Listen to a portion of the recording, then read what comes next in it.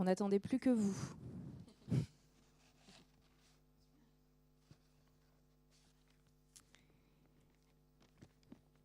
Eh bien, parfait.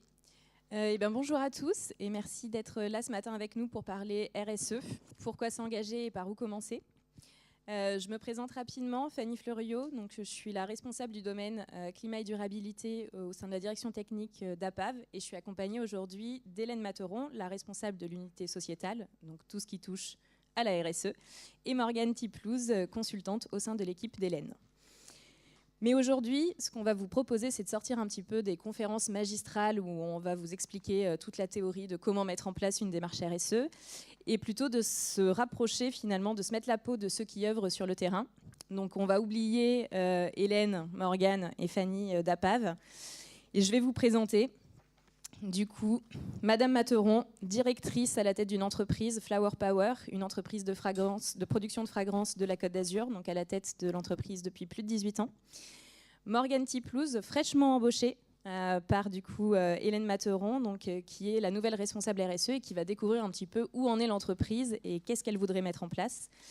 Et moi, je vais vous accompagner tout au fil de cet échange pour essayer de décrypter un petit peu ce qui va se passer. Avant de rentrer dans le détail, pour ceux qui ne nous connaissent pas, on ne fait pas l'impasse sur une présentation du groupe APAV. Donc, c'est un groupe international qui a plus de 150 ans.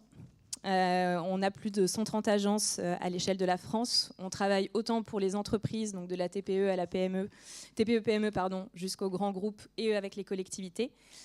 L'APAV agit vraiment en termes de tiers de confiance à l'échelle du groupe avec 5 métiers. Donc vous allez retrouver tout ce qui est inspection, essais et mesures, certification et labellisation, la formation et tout ce qui va être conseil et accompagnement technique. Donc c'est plutôt dans cette dernière partie, conseil et accompagnement technique, que se positionne l'unité sociétale.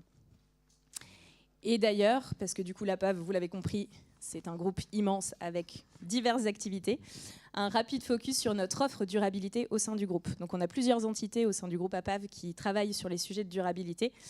Mais là, ce qu'on voulait vous présenter, c'est vraiment le focus de notre triple expertise. Donc à la fois sur la nature, tout ce qui va être sur la ressource en eau, biodiversité, notre équipe sociétale qui est représentée aujourd'hui. Donc là, on est vraiment sur la partie évaluation de son impact et comment agir de façon responsable.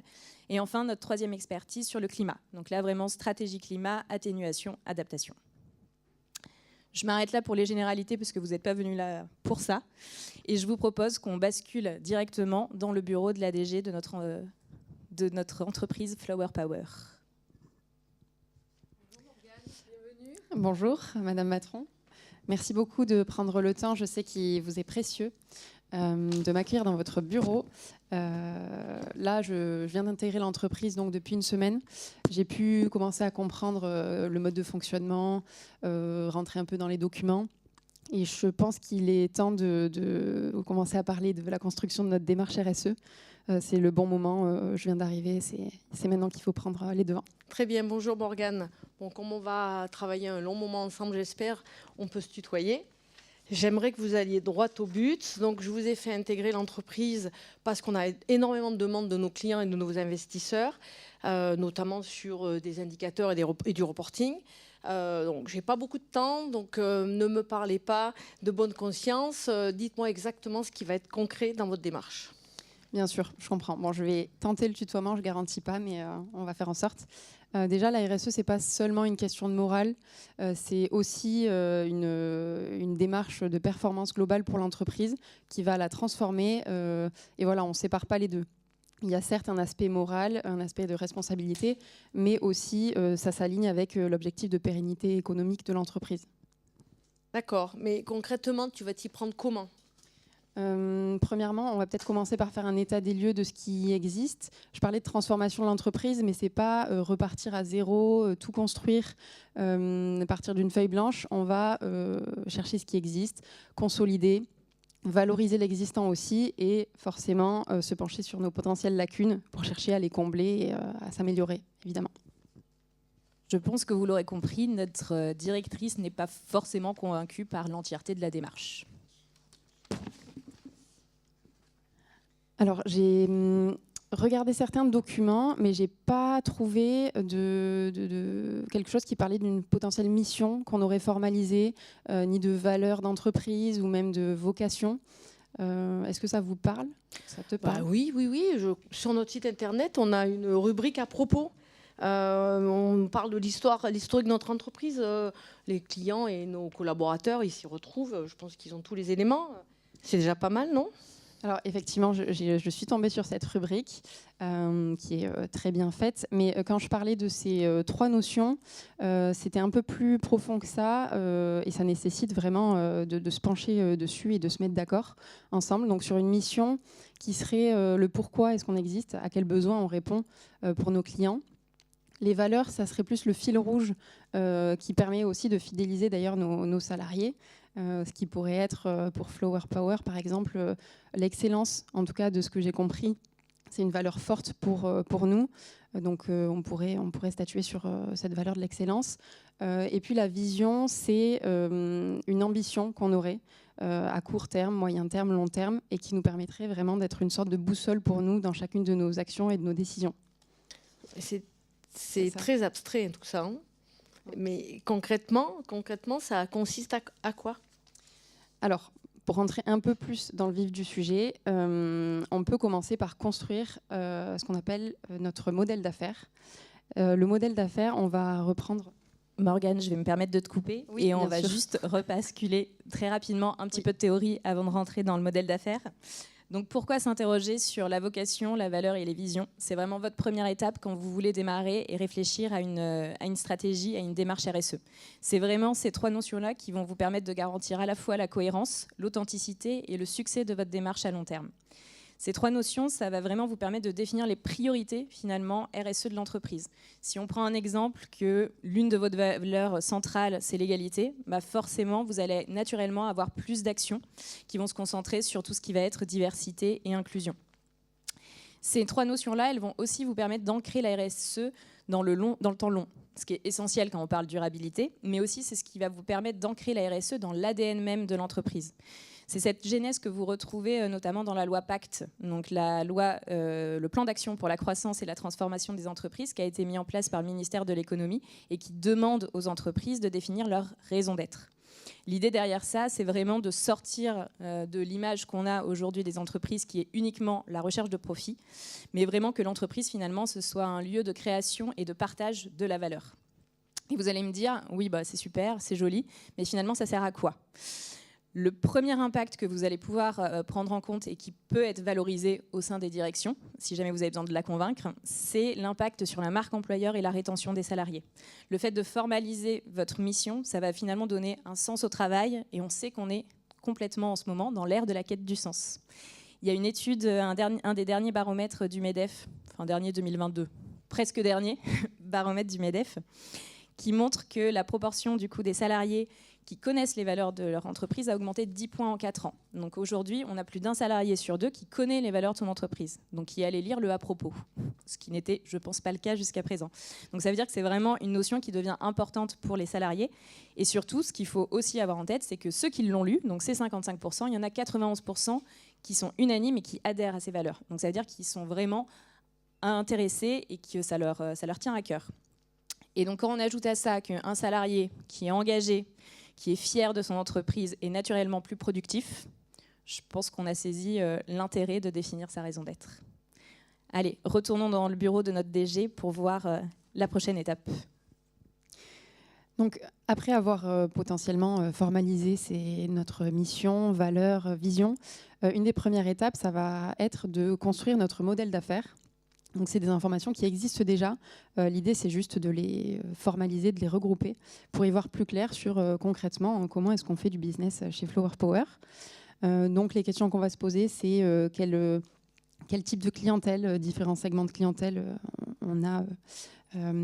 Il peut y avoir aussi comme questionnement les différents canaux de distribution, la manière dont on crée de la richesse.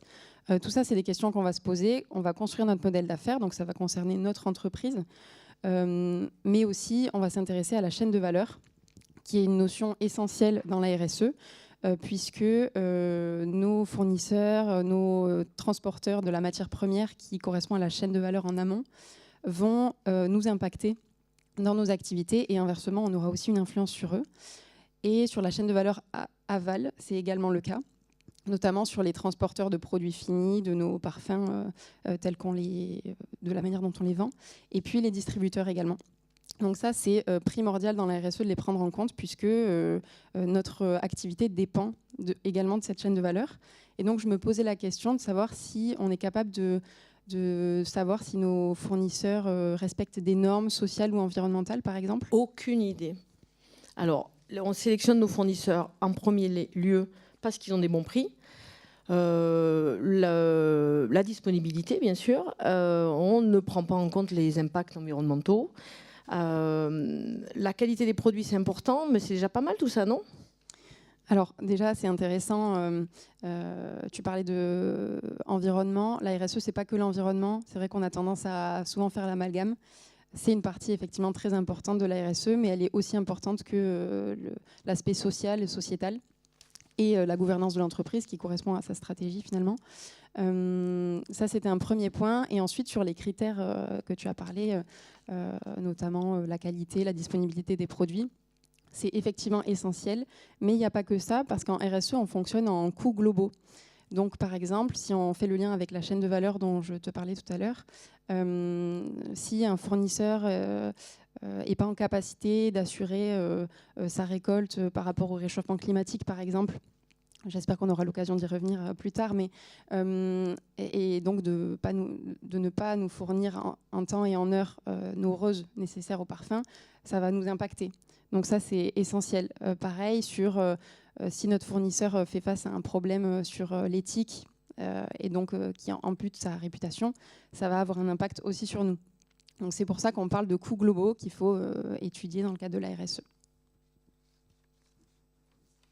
Donc, vous l'aurez compris, connaître sa chaîne de valeur, c'est vraiment un élément crucial dès qu'on parle RSE. Le pourquoi ? Tout simplement parce que la majeure partie de vos impacts se situe dans votre chaîne de valeur et finalement pas en direct par rapport à votre entreprise. Si on prend l'exemple classique du changement climatique, votre empreinte carbone, 70 à 90% de vos émissions sont dans le scope 3, donc chez vos fournisseurs. Et par ailleurs, un manque de connaissance et de contrôle de votre chaîne de valeur, c'est ça qui va potentiellement vous mettre en porte-à-faux et vous exposer à de nombreux risques. Les trois principaux, Morgane les a mentionnés dans son échange avec Hélène. Les premiers, ça va être des risques opérationnels. Donc, comme elle le mentionnait, ça va être potentiellement des risques de rupture au sein de votre chaîne d'approvisionnement. Une inondation, votre fournisseur principal est sous l'eau, il ne peut pas vous livrer, vous ne pouvez pas produire, rupture de la chaîne d'approvisionnement. Vous allez avoir aussi potentiellement des risques éthiques et réputationnels. Par exemple, la découverte de travail des enfants dans votre chaîne de valeur ou même sans aller jusqu'au travail des enfants, des conditions de travail qui sont dangereuses pour les salariés dans votre chaîne de valeur. Et là-dessus, on va assez rapidement se retrouver sur un boycott des consommateurs de votre marque. Ce n'est pas une simple vue de l'esprit. Là-dessus, il y a énormément de baromètres consommateurs qui le montrent. Typiquement, il y avait un baromètre en 2021 du label Insight qui montre que 73% des consommateurs sont prêts à changer de marque si jamais il y a des découvertes de pratiques non éthiques au sein de sa chaîne de valeur. Une autre étude un peu plus récente de Media Center, donc là on est plus à l'échelle française, donc en 2024, elle montre que 77% des Français attendent des informations claires sur la traçabilité dans l'alimentaire et 79% sur la durabilité des produits qu'ils utilisent. Donc c'est vraiment important d'avoir en tête que ce risque éthique et réputationnel, c'est pas juste de la poudre aux yeux. Et enfin, bien évidemment, des risques juridiques, parce que qui dit non-compliance dans sa chaîne de valeur par rapport aux règles juridiques du pays où vous vous situez, dit potentiellement une amende lourde, par exemple, en cas de non-respect du devoir de vigilance. Et bien évidemment, ces trois risques-là, opérationnels, éthiques et juridiques, vont directement ou indirectement avoir des risques financiers pour votre entreprise. Donc finalement, dénigrer l'intérêt d'une démarche de connaissance de sa chaîne de valeur, là pour l'instant on ne parle même pas d'agir, mais déjà de connaître et de cartographier ses parties prenantes au sein de sa chaîne de valeur, c'est vraiment anticiper et faire de la gestion des risques et de la durabilité. Pensez-vous que notre DG va se laisser convaincre ? Donc, si je comprends bien, il va falloir qu'on cartographie nos risques, qu'on mette des critères d'évaluation de nos fournisseurs. Mais c'est un travail colossal. Mais qui va faire ça en interne ? J'ai personne pour faire ça. Alors oui, c'est du travail. Déjà, la bonne nouvelle, c'est que je suis là maintenant, donc j'ai été embauchée en partie pour ça. Mais ce n'est pas quelque chose que je vais faire seule dans mon coin, parce que pour que la démarche fonctionne, il faut qu'elle soit partagée. Et je me posais la question si jusqu'à maintenant, nos collaborateurs ont déjà suivi des sensibilisations sur les sujets RSE, des formations par exemple. Franchement, je ne sais pas du tout. Je ne suis pas sûre que ça va les emballer. Puis je vous ai recruté, c'est pour que vous le gériez. Je ne suis pas sûre. Alors au contraire, ça peut être surprenant. On peut se rendre compte finalement que ça emballe plus de personnes qu'on pourrait le penser de premier abord, puisque la RSE, ça concerne tout le monde. Ça paraît déconnecté, mais finalement, c'est dans les actions du quotidien. Chaque salarié dans son service peut déjà mettre en place des actions qu'on pourrait valoriser dans le cadre de notre démarche RSE. Et donc, y voir son intérêt finalement. C'est comme ça qu'on l'a construit, c'est en collaborant ensemble. C'est une démarche qui est vraiment collective. Et on pourrait d'ailleurs même créer un réseau d'ambassadeurs pour embarquer tout le monde. Ça, c'est une option qui est envisageable. Pardon, j'étais dans mes pensées. Donc, vous l'aurez compris, les enjeux de la sensibilisation et de la formation et de l'implication de l'ensemble des parties prenantes, c'est clé. Je pense qu'il n'y a pas besoin de vous convaincre, mais on va quand même en rediscuter rapidement ensemble. Le pourquoi, c'est vraiment pour passer de cette démarche qui est hyper théorique et qui paraît un petit peu philosophique quand on en parle, à une démarche opérationnelle et concrète, en faisant en sorte que chacune des parties prenantes soit acteur du changement et pas juste spectateur. Si vous n'avez pas un engagement de l'ensemble des acteurs de votre chaîne de valeur, donc là on parle bien à la fois des salariés, mais également finalement de votre comité de direction, des managers au sein de l'entreprise. Vous allez avoir les fournisseurs, les clients, les actionnaires, la société d'une manière générale. Donc si vous ne cherchez pas à embarquer l'ensemble du coup de votre écosystème, ça va être très compliqué, voire quasi impossible de mettre en œuvre une stratégie RSE qui soit pertinente. Quelques exemples concrets de pourquoi c'est important de les embarquer et sur quel type d'action on peut les embarquer. Morgane le mentionnait, des actions très simples que vous voudriez généraliser au sein de votre entreprise et qu'on pense très rapidement dans les plans d'action bullet point. Le tri des déchets, la sobriété numérique. Tous ces petits éco-gestes du quotidien, si vous n'avez pas sensibilisé un minimum vos salariés à pourquoi c'est important de le faire et à quoi ça sert, ce sera quasiment impossible. Pareil, tout ce qui va être innovation durable. On sait très bien que les personnes qui ont les bonnes idées pour pouvoir du coup changer, proposer des améliorations de produits, des améliorations de process qui soient moins impactants, ils sont en interne. Ce sont vos experts métiers. Et pour pouvoir les impliquer et leur poser des questions et qu'ils réfléchissent à ce type de questions, il faut forcément réfléchir à les sensibiliser, les former et les impliquer, et pas seulement leur imposer. Morgane l'a mentionné aussi, le réseau d'ambassadeurs. Mettre un réseau d'ambassadeurs au sein de son entreprise, c'est la meilleure manière de disséminer la démarche, de s'assurer qu'elle soit distillée partout, pour à la fois aider à la mise en œuvre, ça c'est sûr, mais aussi avoir une remontée d'informations qui viennent de tous, et pas uniquement, encore une fois, que ce soit une stratégie qui soit descendante de la direction jusqu'aux salariés, mais que les salariés aient aussi voix au chapitre. Et enfin, dernier exemple, là on va sortir un petit peu de l'échelle de l'entreprise, mais le fait de favoriser, par exemple, la maîtrise des risques psychosociaux via la formation à l'éthique, à la diversité, à l'inclusion, donc de vos salariés, mais aussi au sein de votre chaîne de valeur. L'idée, ce n'est pas forcément d'aller former tout le monde, mais au moins de commencer à réfléchir à vos fournisseurs de rang 1 et à commencer à distiller l'ensemble de ces informations-là. C'est ce type d'action qui va vous permettre de prévenir du coup tout ce qui va être risques psychosociaux, des discriminations, des conflits sociaux. Et encore une fois, une chaîne de valeur et une organisation et un organisme qui a moins d'absentéisme, moins de conflits, c'est une entreprise qui est plus performante et plus durable. Allons voir ce que notre DG pense de tout ça. Et tout ça, ça représente un coût.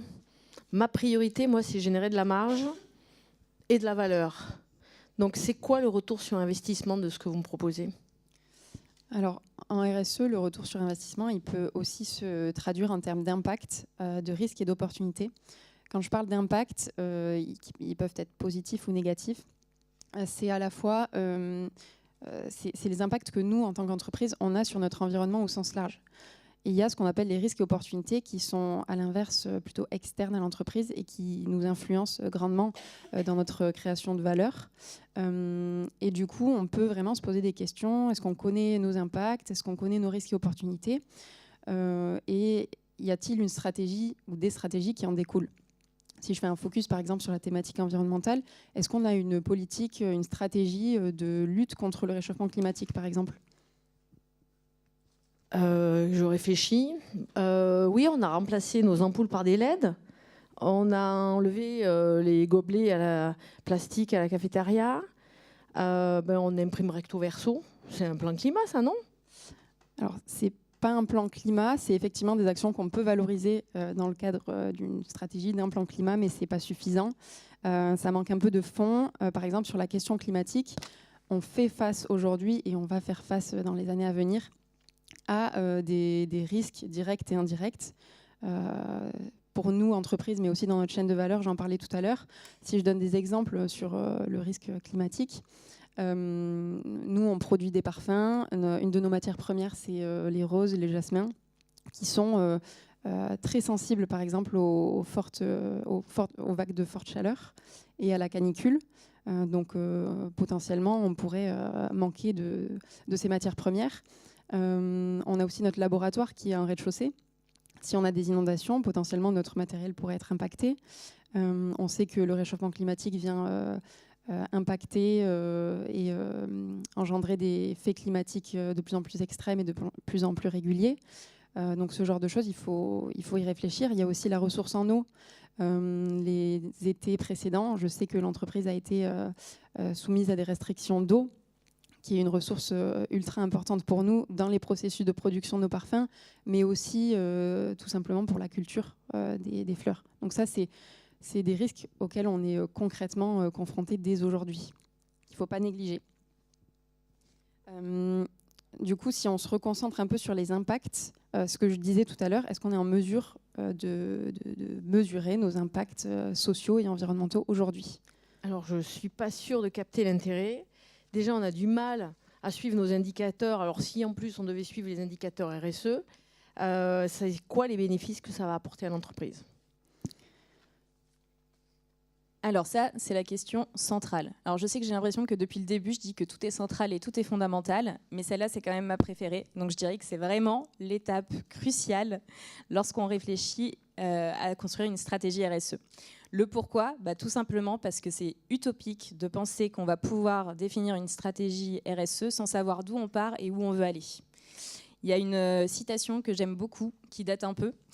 C'était notre député Michel Avare quand il a fait son rapport de mission pour mettre en place la réglementation sur les bilans d'émissions de gaz à effet de serre, donc 2009.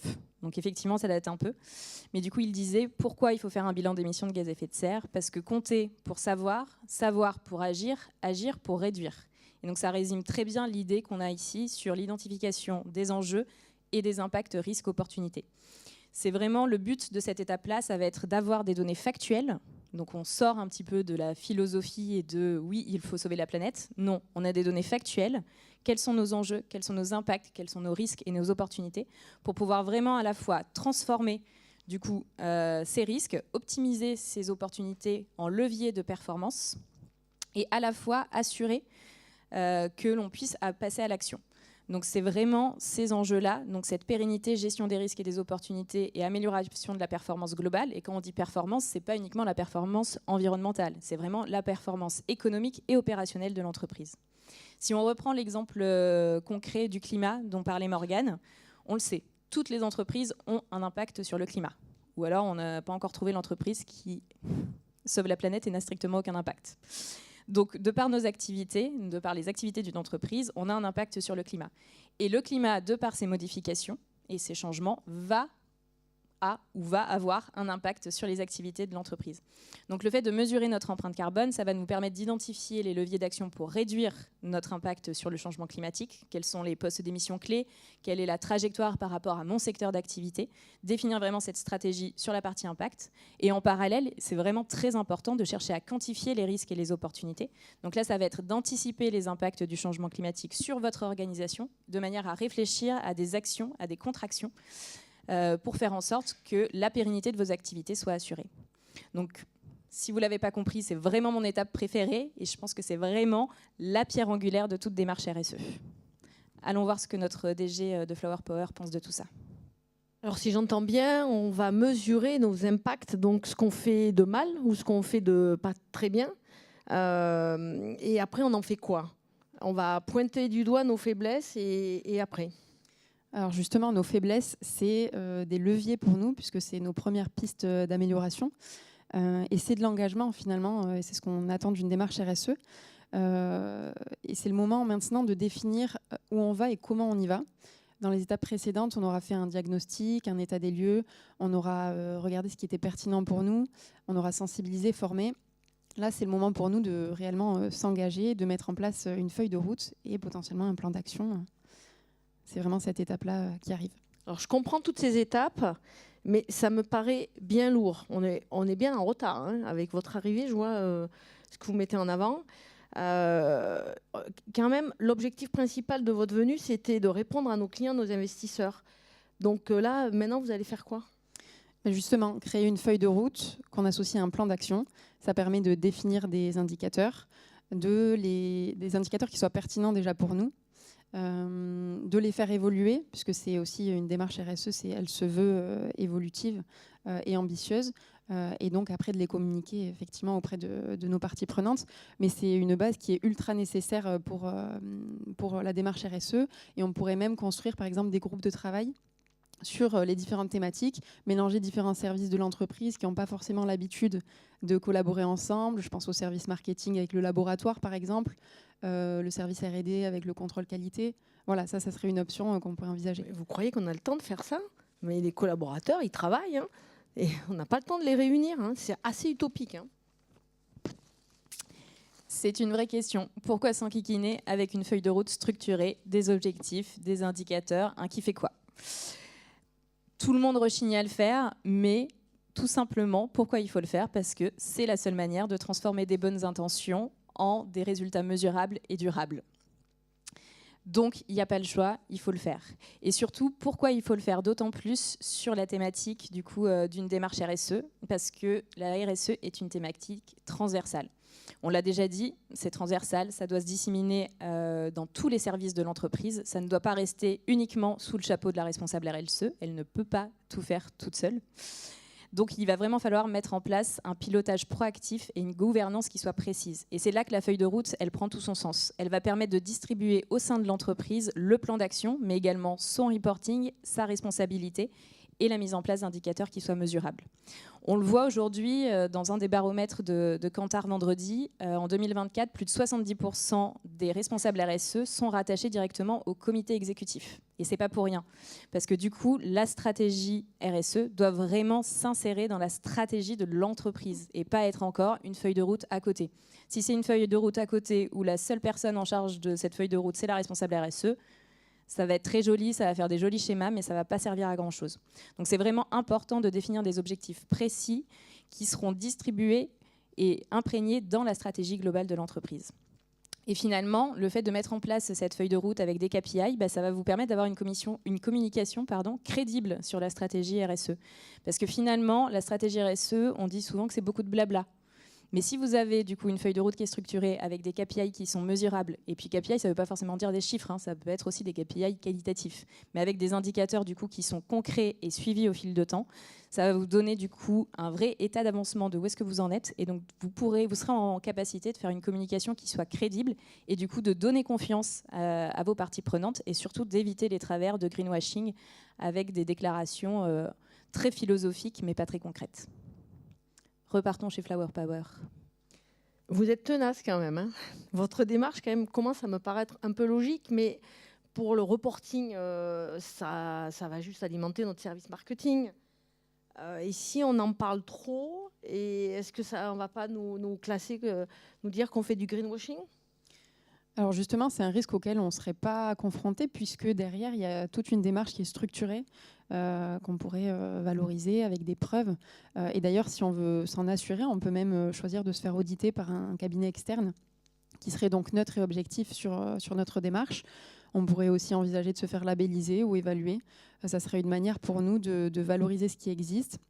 Et la communication, ça ne va pas au contraire de la démarche RSE. On peut vraiment alimenter une bonne communication. Ça permettrait aussi de diffuser des bonnes pratiques à notre secteur d'activité et plus largement aux entreprises de manière globale finalement. Bon, on a notre LinkedIn, ça ne suffit pas ? on peut... Qu'est-ce que vous en pensez? C'est très bien une page LinkedIn. C'est moins que rien. C'est moins que... Et c'était pas la bonne phrase. Mais bon, bref, vous avez compris quoi. Donc, je pense que tout le monde l'a bien ressenti. Aujourd'hui, la pression des donneurs d'ordre, que ce soit les banques, les investisseurs, vos clients, les fournisseurs, tout le monde, la pression du coup des donneurs d'ordre sur ces questions-là se fait de plus en plus forte. Il y a l'Observatoire des achats durables qui nous indique, du coup, dans son étude de 2024, que plus de 90% des entreprises intègrent des critères ESG dans ces politiques d'achat. On a aussi également toutes les banques aujourd'hui qui vous proposent des taux bonifiés si vous assortissez votre prêt de KPI ESG. L'EFRAG, dans sa dernière analyse sur le référentiel VSME, nous indique que d'ici 2028, plus d'un quart des PME se verront demander des critères ESG par leurs fournisseurs et par leurs clients. Donc, il n'y a vraiment plus de questions à se poser. Cette démarche de reconnaissance et de valorisation de sa stratégie, ce n'est plus anecdotique. C'est plus la cerise sur le gâteau de c'est super, je fais des trucs et en plus, il faut que je les communique. Non, ça devient vraiment central si vous voulez pouvoir crédibiliser votre démarche auprès de l'ensemble de vos parties prenantes. Et pour ce faire, il y a 3 moyens. Le premier, comme le mentionnait Morgane à Hélène, ça va être de se tourner vers des labellisations ou des évaluations RSE, type EcoVadis, l'ISO 26000, B Corp. Ces labellisations, elles vont vous permettre d'apporter un regard objectif à votre démarche et d'assurer le respect de critères définis du coup par ces labels pour assurer la pertinence de votre stratégie. Une deuxième façon de le faire, c'est simplement de se tourner vers une vérification de son reporting, sans forcément se rapporter à un label. Une vérification, qu'elle soit volontaire ou réglementaire. Et cette vérification, du coup, par un tiers indépendant, comme pour le label, elle va vous apporter un regard critique de votre stratégie, au regard de sa pertinence, de sa transparence, de sa complétude, par rapport aux enjeux de votre entreprise. Et enfin, j'ai envie de dire le minimum syndical, puisque la page LinkedIn, ce n'est pas le minimum syndical. Le minimum syndical, ça va être de publier votre rapport RSE. Par contre, quand je dis rapport RSE, ce n'est pas un post de 10 lignes sur LinkedIn, 3 bullet points et 2 images. On est vraiment sur publier votre démarche, vos IRO, donc vos impacts, risques, opportunités, quels sont vos enjeux, quel est vraiment votre plan d'action et surtout, où est-ce que vous en êtes. Les discours et les belles intentions, ça marchait il y a quelques années. Aujourd'hui, ça ne marche plus. Il faut vraiment que vous soyez en capacité, d'où le plan d'action et la feuille de route structurée, de communiquer sur l'état d'avancement de votre stratégie. Aujourd'hui, c'est vraiment plus juste une question d'image et de réputation. C'est vraiment un levier stratégique, à la fois pour la compétitivité de votre entreprise et pour sa pérennité dans le temps. Qu'en pense notre DG de chez Flower Power ? Bon, vous avez réponse à tout. Vous m'avez peut-être convaincu. Donc, je vous propose en effet de venir me voir à un autre rendez-vous et puis de me présenter votre plan d'action. Très bien, merci beaucoup. Je vous prépare ça pour la semaine prochaine. Parfait, merci. Au revoir. Au revoir. Alors, oui, vous pouvez les applaudir. Par contre, on ne va pas se mentir, dans la vraie vie, ça ne marche pas comme ça en 45 minutes de réunion pour réussir à convaincre un DG. Mais au moins, vous avez l'ensemble des arguments et contre-arguments pour pouvoir discuter avec les directions et pouvoir convaincre, du coup, si c'est le cas, si vous êtes dans cette situation-là, convaincre votre direction ou les parties prenantes de démarrer. Pour appuyer pour vous aider, on va juste reprendre très rapidement du coup les 6 étapes qu'on vous a présentées aujourd'hui pour se poser les questions déjà de savoir où est-ce que vous en êtes et qu'est-ce qu'il faudrait approfondir pour du coup donner un peu plus de corps et rendre opérationnelle votre stratégie RSE.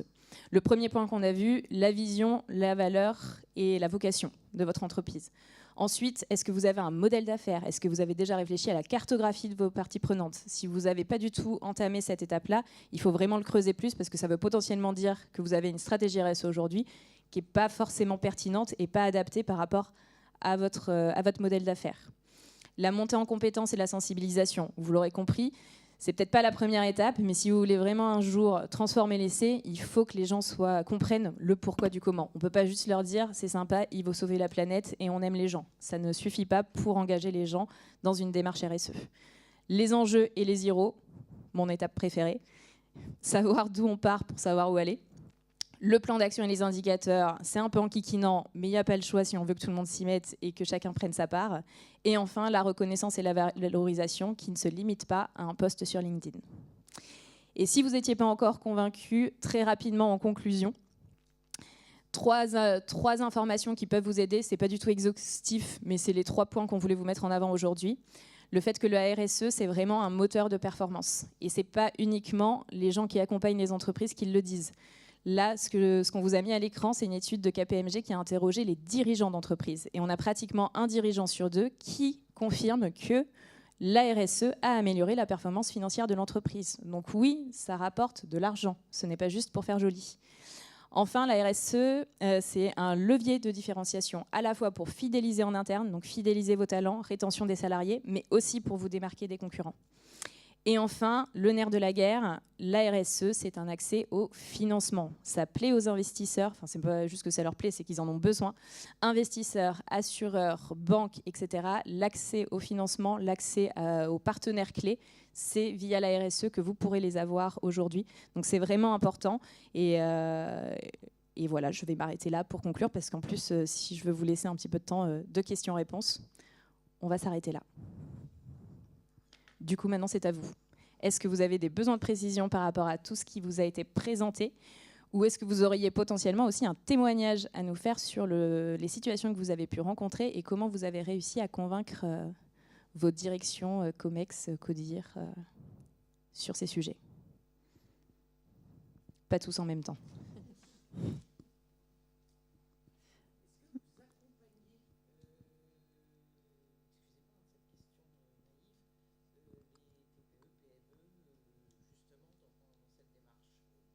Je vais peut-être laisser Hélène répondre parce que c'est Hélène qui le fait dans la vraie vie. Pas toute seule. Ton micro, Hélène. Oui, on accompagne bien sûr, soit dans toutes les démarches, soit à une étape précise de la démarche, si vous avez déjà démarré et que vous avez besoin d'une expertise, d'une révision de cette démarche. Oui, bien sûr, les TPE, on en a beaucoup. Souvent, sur les TPE, ils n'ont pas de service RSE, donc on se substitue à leur service RSE. On devient leur service RSE externe. Et ça, on aime beaucoup parce que on rentre vraiment dans le modèle d'affaires de l'entreprise et on amène beaucoup de valeur parce qu'on leur permet d'accéder à des structurations qu'ils n'auraient pas fait seuls.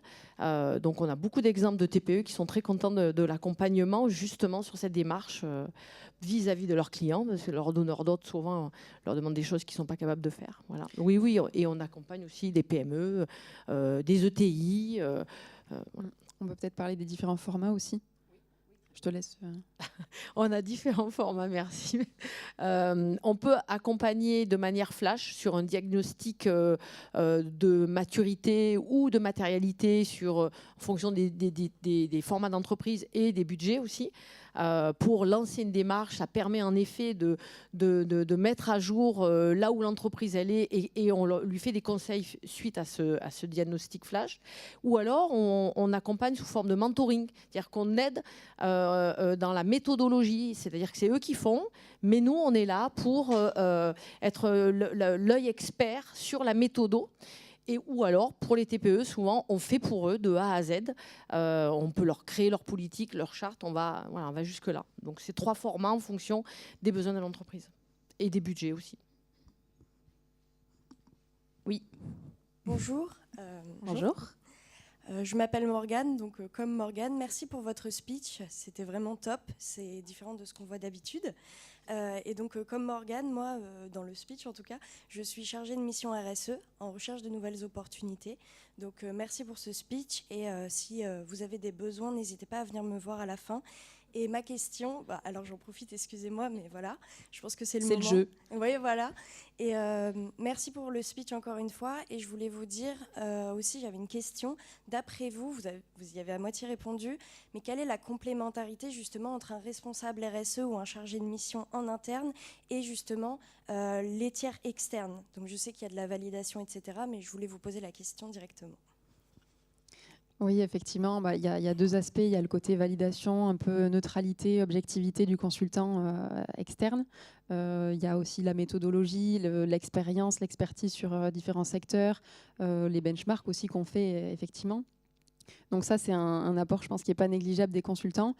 Après, ce qui peut manquer, et c'est aussi pour ça qu'il y a une forte complémentarité, qu'on essaie de se rapprocher vraiment du responsable RSE, c'est que on entre au mieux dans l'entreprise, la documentation, on fait des échanges, des consultations, etc. Mais on ne vit pas le quotidien de l'entreprise non plus. Donc c'est pour ça qu'il faut vraiment avoir des liens forts avec ces responsables RSE, que nous on propose dans nos accompagnements des réunions assez régulières. Donc voilà, il y a les pour et les avantages et les inconvénients d'être consultant. Mais c'est pour ça que c'est nécessaire vraiment d'échanger le plus possible avec l'entreprise, avec la direction générale aussi. C'est essentiel pour qu'elle puisse porter le projet. Mais j'espère avoir répondu à votre question. Avec plaisir. Et peut-être juste un petit complément. En fait, la façon dont on réfléchit les accompagnements au sein du groupe APAV sur ces questions-là, c'est là on vous a présenté un schéma en 6 étapes. Mais chez nous, il est en 18 étapes dans notre version interne. Donc on a vraiment des questions très ciblées. L'idée, c'est vraiment de savoir où est-ce que vous en êtes sur chacune des étapes, qu'est-ce qui a été fait, etc. Donc on a une grille, grosso modo, de 18 critères qu'on passe au crible avec vous quand on commence les échanges pour vraiment savoir en gros, de quoi vous avez besoin. Est-ce que finalement, c'est plus du diagnostic flash, de l'accompagnement ou finalement plutôt du mentoring, mais surtout, après aussi, sur chacune des étapes, où sont les trous dans la raquette et qu'est-ce qu'on peut vous apporter pour faire en sorte, encore une fois, l'objectif derrière ça, c'est de transformer l'essai. C'est de réussir à faire en sorte que ça ne fait pas juste des présentations qui meurent quelque part sur un drive, parce que maintenant on n'imprime plus des rapports pour caler les armoires, ça meurt juste dans un serveur, mais vraiment qu'est-ce qui vous manque pour transformer l'essai, et on est vraiment là pour combler les trous dans la raquette et trouver ce dont vous avez besoin pour pouvoir réussir à transformer ça en une vraie démarche. Bonjour. Bonjour. Merci pour la présentation, c'était super intéressant. Je suis jeune responsable RSE. Je mets entre guillemets parce que c'est pas vraiment vrai. C'est-à-dire qu'en fait, je suis consultante dans un cabinet de conseil et j'ai pris la casquette parce que je faisais des actions, des initiatives solidaires, etc. Donc naturellement, on m'a mis ça, mais en fait, je suis consultante, c'est-à-dire que il n'y a pas de personne dédiée au cabinet. C'est une personne dans le marketing qui fait les rapports, qui essaye. Et effectivement, par rapport à nos clients, on va beaucoup être sollicité pour répondre à des questionnaires d'EcoVadis ou des choses comme ça, l'ESG aussi. Comment on peut faire quand on est dans une situation où on doit répondre à nos clients donc avec une démarche RSE, mais qu'on n'a pas une personne dédiée, donc on est en sous-effectif clairement. Est-ce que vous accompagnez juste pour répondre à des questionnaires, peut-être remplacer une personne, parce que moi après quand je retournerai en mission, quoi que ce soit, parce que je suis en intermission, mais est-ce que vous pouvez prendre ce relais-là complètement à moitié? Vous avez dit que c'était peut-être des accompagnements un petit peu, vous avez plusieurs formats. Voilà, c'est un peu, parce que voilà, on n'a pas le temps, mais on voudrait quand même le faire et on doit le faire, mais c'est pas une priorité. Si je peux me permettre de répondre, oui, on est capable de le faire. C'est ce que j'expliquais en fonction de la taille de l'entreprise et les ressources de l'entreprise. Soit on forme les personnes dédiées à la démarche RSE et on les accompagne, on les accompagne, soit on fait pour eux et on peut aller jusqu'à répondre à l'évaluation EcoVadis, à répondre au label RFAR. Il y a un document Excel qui est très lourd, donc on les connaît, tous ces formats, et on peut aller jusque-là. Oui, bien sûr. Et donc c'est un accompagnement... qui serait plutôt flat. Alors, ça dépend. Si vous avez votre démarche qui est finalisée et qu'il ne reste plus qu'à récupérer la documentation, par exemple, si on parle de l'évaluation EcoVadis, qui est une évaluation documentaire, on va vous aider à récupérer toute la documentation nécessaire. Si dans la documentation elle est suffisante, on va l'intégrer sur la plateforme pour vous s'il y a besoin.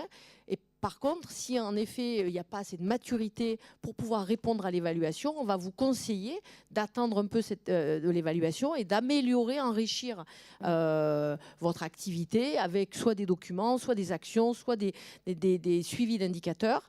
Et puis après, on ira faire la démarche. On a ce regard de ne pas vous embarquer sur une évaluation ou un label si vous n'êtes pas prêt. Parce que, comme on l'explique dans la démarche, c'est une démarche finale, l'évaluation. Mais avant, en effet, oui. Voilà. En fait, on a déjà répondu, ça fait peut-être 2-3 ans. Donc, en fait, c'est un peu du copier-coller. Hein, parce que la direction veut, pour les clients, juste passer l'EcoVadis et, en fait, pas forcément améliorer quoi que ce soit, c'est juste le passer. Donc, en fait, on est dans une démarche où nous, qui sommes un peu plus sur le terrain opérationnel, on voudrait aller plus, aller atteindre la médaille au-dessus. Mais ça, on fait comme accompagnement. Ok. C'est quelque chose qu'on connaît très bien. On peut faire un diagnostic de là où vous êtes. On peut vous dire, voilà les actions quick win que vous pourriez faire. Ou alors, il nous faut des actions un peu plus concrètes pour pouvoir passer à une note supérieure. Et il faut un peu de temps. Donc, il faut embarquer, dans ce cas-là, les différents services. Mais oui, on sait faire. Et c'est des accompagnements qui ne sont pas trop lourds pour les entreprises. Merci. Au niveau budget. On a dépassé d'1 minute, mais on ne s'est pas fait mettre dehors. Donc je pense que s'il y a une dernière question, on peut encore la prendre. Et s'il n'y en a pas, il me reste simplement à vous remercier pour votre écoute et d'avoir été là ce matin avec nous. Et si vous avez d'autres questions, n'hésitez pas à passer nous voir. On est au stand 261. 261. Merci beaucoup. Bonne journée à tous.